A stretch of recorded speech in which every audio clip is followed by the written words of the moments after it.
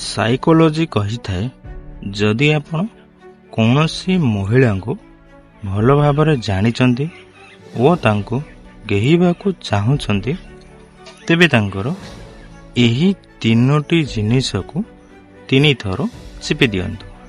ସେମାନେ ସମ୍ଭବ କରିବା ପାଇଁ ଆପଣଙ୍କ ଗୋଡ଼ ଧରିବେ। ସେଇଥିରୁ ହେଉଛି ପ୍ରଥମତଃ ତାଙ୍କ ସହିତ ରୋମାଣ୍ଟିକ କଥା ହେଲା ବେଳେ ମଜାରେ ମଜାରେ ତାଙ୍କର ଗାଲ, ଓଠ ଓ ନାଭିକୁ ମଝିରେ ମଝିରେ ଚିପି ଦିଅନ୍ତୁ। ଯଦି ସେମାନେ ଆପଣଙ୍କୁ ସେତିକି ପସନ୍ଦ କରୁଥିବେ, ତେବେ ଆପଣଙ୍କ ଇସାରାକୁ ବୁଝିବା ସହିତ ଆପଣଙ୍କୁ ଏକୁଟିଆ ସମୟରେ ଘରକୁ ଡାକିବେ।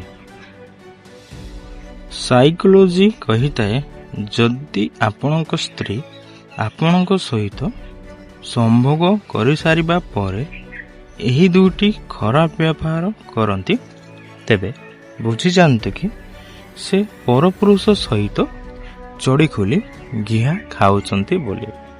ପ୍ରଥମତଃ ହେଉଛି ସମ୍ଭୋଗ କରିସାରିବା ପରେ ଆପଣଙ୍କୁ ଇଜ୍ଜତ ଦେବେ ନାହିଁ। ଦ୍ୱିତୀୟରେ, ଆପଣଙ୍କ ପାଖରେ ଆପଣଙ୍କ ଠାରୁ ଅନ୍ୟ କେଉଁ ପୁରୁଷର ଅଧିକ ପ୍ରଶଂସା କରିବେ।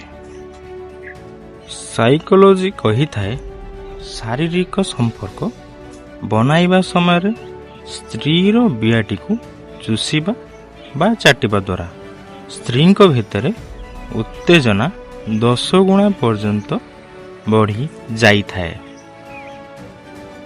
ସାଇକୋଲୋଜି କହିଥାଏ, ଯେତେବେଳେ ଗୋଟେ ବଡ଼ ଭାଣ୍ଡ ଥିବା ପୁରୁଷ କୌଣସି ସ୍ତ୍ରୀକୁ ଘେହିଥାଏ, ତେବେ ସେ ତାଙ୍କ ପାଣି ବହୁତ ଜଲ୍ଦି ବାହାର କରିଦେଇଥାଏ। ସାଇକୋଲୋଜି କହିଥାଏ, ଯଦି ଆପଣ ନିଜ ବାଣ୍ଡଟିକୁ ସବୁଦିନ ପାଇଁ ଲମ୍ବା, ମୋଟା ଓ ମଜବୁତ ବନାଇବାକୁ ଚାହୁଁଛନ୍ତି, ତେବେ 3ଟି ଲବଙ୍ଗ ଓ ଗୋଟିଏ ଛୋଟ ଗୁଜୁରାତିର ଦାନାକୁ ନେଇ ଭଲ ଭାବରେ ଗୁଣ୍ଡ କରିଦିଅନ୍ତୁ। ଏଥିରେ 1 ଚାମଚ ନଡ଼ିଆ ତେଲ ଓ ଅଧା ଚାମଚ ଭେସଲିନ୍ ମିଶାଇ ପେଷ୍ଟ କରି ନିଅନ୍ତୁ। ଏହାକୁ ନିଜ ବାଣ୍ଡ ଉପରେ ପ୍ରତିଦିନ 1 ଥର ଧୀରେ ଧୀରେ 5 ମିନିଟ୍ ପର୍ଯ୍ୟନ୍ତ ମାଲିସ କରନ୍ତୁ। ଏମିତି 1 ମାସ ପର୍ଯ୍ୟନ୍ତ କରନ୍ତୁ, ଫରକ ଜାଣିପାରିବେ। ସାଇକୋଲୋଜି କହିଥାଏ, ସଠିକ ସମୟରେ ପିଆଯାଇଥିବା ପିତା ମୁଖ୍ୟତଃ ଜୀବନ ମିଠା କରି ଦେଇଥାଏ।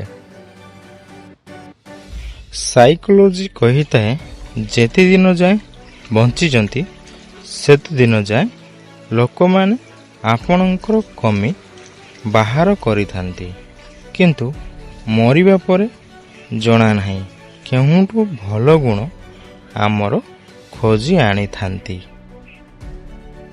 ସାଇକୋଲୋଜି କହିଥାଏ, ନିଆଁ ସେହି ଜିନିଷ ଅଟେ ଯାହା ସୁନାକୁ ପରଖିବାରେ କାମରେ ଆସିଥାଏ ଓ ଖରାପ ସମୟ ତାହା ହୋଇଥାଏ ଯାହା ମଣିଷକୁ ପରଖିଥାଏ।